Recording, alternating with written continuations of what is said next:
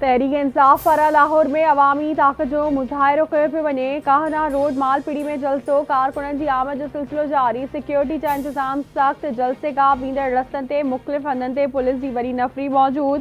ज़िले इंतज़ामिया मूजिबि PTI खे शाम 6 वॻे ताईं जलसो करण जी इजाज़त हूंदी। पंजाब की वज़ीर आला मरियम नवाज़ की हिदायत है तो PTI के जलसे की खुलियल इजाज़त है, पर कंहिंखे कानून हथ में खणण की इजाज़त न ॾिनी वेंदी। जेकॾहिं अमन अमान ख़राब करण की कोशिश कई वई तो इंतज़ामिया हरकत में अची वेंदी। पंजाब की इतलात वारी वज़ीर उज़मा बुखारी की लाहौर में प्रेस कॉन्फ्रेंस चवण है तो लाहौर या कंहिं ॿिए हंध ते कंटेनर लगाए को रोड बंद न कयो वियो आहे। PTI बानी जा लफ़्ज़ डू एंड डाई बर्दाश्त न कंदासीं। वज़ीर आज़म शहबाज शरीफ गडियल क़ौमुनि जी जनरल असम्बली में शिरकत लाइ अमेरिका रवानो। वज़ीर आज़म अमेरिका पहुचण खां अॻु लंदन में हिकु ॾींहुं तरसंदो। शहबाज शरीफ अमेरिका में हिकु हफ़्ते जे दौरे दौरान गडियल क़ौमुनि जी जनरल असम्बली खे ख़िताब कंदो। ज़रियनि मूजिबि वज़ीर आज़म जनरल असम्बली के 27 सेप्टेम्बर ते ख़िताब कंदो। शहबाज शरीफ जूं मुख़्तलिफ़ मुल्कनि जे सरबराहनि खे मुलाक़ातूं बि थी सघनि थियूं। सिंधड़ी वाक़े खां पोइ सिंध जे वॾे वज़ीर सैयद मुराद अली शाह जी हिदायतुनि ते DIG मीरपुर ख़ास जावेद जसकाणी ऐं SSP मीरपुर ख़ास कैप्टन असद चौधरी समेत सिंधड़ी पुलिस ऐं CIA जा ऑफिसर ऐं अहलकार मौतल अहलकारनि में SHO सिंधड़ी नियाज़ मोहम्मद खोसो, CIA इंस्पेक्टर हिदायतुल्लाह, हेड कांस्टेबल लखमेर, कांस्टेबल अल्लाह जुड़ियो ऐं मोहम्मद सिद्दीक शामिल। CIA सेंटर मीरपुर ख़ास के कांस्टेबल नादिर परवेज़, गुलाम कादिर ऐं फरमान अली खे भी मुअत्तल कयो वियो। चीफ सेक्रेटरी पारां नोटिफिकेशन जारी। सिंधड़ी पुलिस जे मुबैना मुक़ाबले बारे वाक़े जी जांच लाइ जोड़ियल कमेटी मुक़ाबले वारे हंधि पहुची वई। वाक़े वारे हंधि जो मुआइनो DIG नवाब शाह परवेज़ चांडियो, DIG हैदराबाद तारिक रज़ा धारे जो, SSP बदीन शीराज नज़ीर कमेटी में शामिल आहिनि। सिंधड़ी मुबैना मुक़ाबले में मारिजी वियल डॉक्टर शाहनवाज़ कुंभर जी मां ऐं धीअ जा बयान साम्हूं अची विया। डॉक्टर शाहनवाज़ अमर चयो आहे त DIG मीरपुर ख़ास, SSP SP उमरकोट ऐं SHO सिंधड़ी संदसि पुट जो क़त्ल कयो आहे। उन्हनि ख़िलाफ़ केस दाख़िल करे जेल उमाड़ियो वञे। मक़तूल जी नियाणी जो चवणु आहे त हू पुलिस अमलदारनि जे ख़िलाफ़ अदालत में वेंदी। हैदराबाद की अदालत मंशियात ऐं हथियार रखण के केस में गिरफ़्तार अॻूणे सूबाई सलाहकार मोहम्मद इस्माइल डाहिरी ऐं संदसि गार्ड इनायत ओठो के जुडिशियल रिमांड ते सेंट्रल जेल उमाणे छॾियो।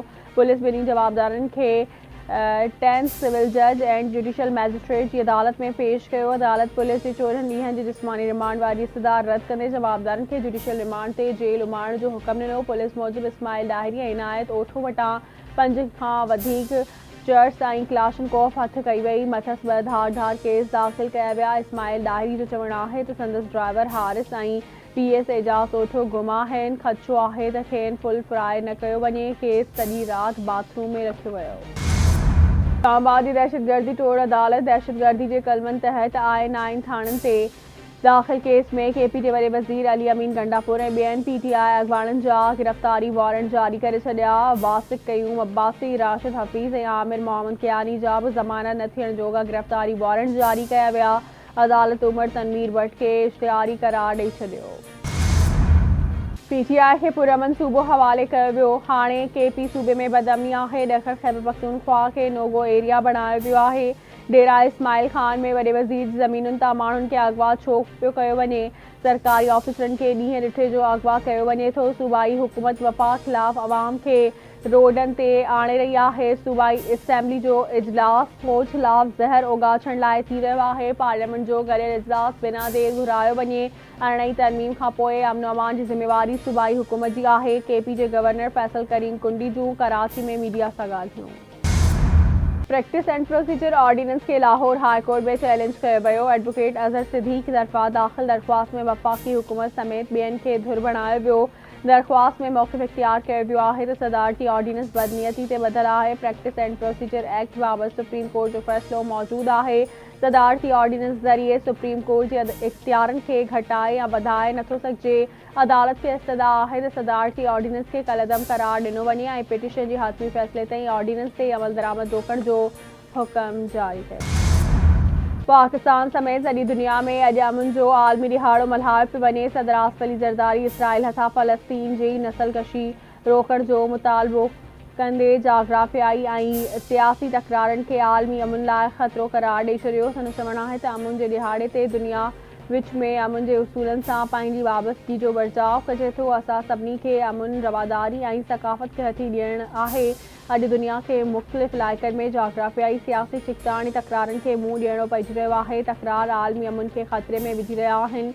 इसराइल फ़लस्तीन में दहशतगर्दी जी बाज़ार गरम करे रखी आहे। हिंदू तवा खां मुतासिर मोदी हुकूमत पारां कश्मीर में संगीन इंसानी हक़नि जी भनकड़ी करे रही आहे।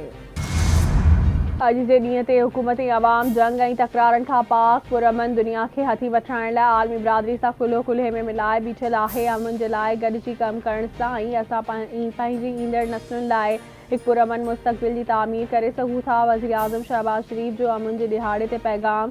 संदसि चवणु आहे त ख़िते में कश्मीर तकरार हिकु पुराणो मसइलो आहे जंहिं जी जटादार हल जो बुनियाद गैर जानिबदाराणे राय शुमारी ऐं सलामती काउंसिल जे गॾियल ठहराउनि ते अमल दरामद आहे। विच ओभर में अमुन लाइ गॾियल क़ौमुनि जे ठहराउनि ऐं फ़लस्तीनियुनि जी ख़्वाहिशुनि मुताबिक़ तकरार जो पुरअमन हल वक़्त जी अहम ज़रूरत आहे।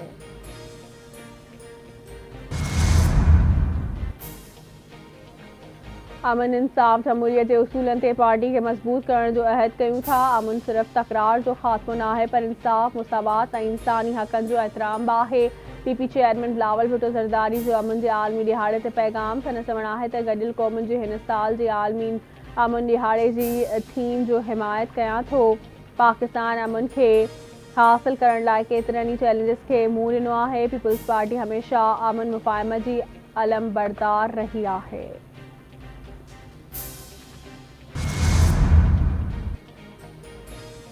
कराची के मेयर मुर्तज़ा वहाब की सदारत हेठ इंजीनियरिंग खाते जो इजलास। मेयर मुर्तज़ा वहाब जो चवणु आहे त KMC के मुस्तक़बिल में फंडनि जी खोट न थींदी। समूरनि ज़िलनि में तामीर ऐं मरम्मत जे कम जी रफ़्तार तेज़ कई वञे। माण्हुनि जूं तकलीफ़ूं ख़त्म करण मसइलनि जो हल आहे। KMC जे समूरनि रोडनि ऐं अंडरपासिस जी स्ट्रीट लाइट्स खे बिना देर दुरुस्त करे रोशन कयो वञे। कराची जे पार्कुनि, चिड़ियाघर ऐं सफ़ारी पार्क में बहितरी आई आहे। तफ़रीह जा नवां मौक़िया फ़राहम कया विया आहिनि। समूरा ठीका मेरिट ते ॾिना वेंदा। कंहिं खे सिफ़ारिश खे क़बूल न कयो वेंदो।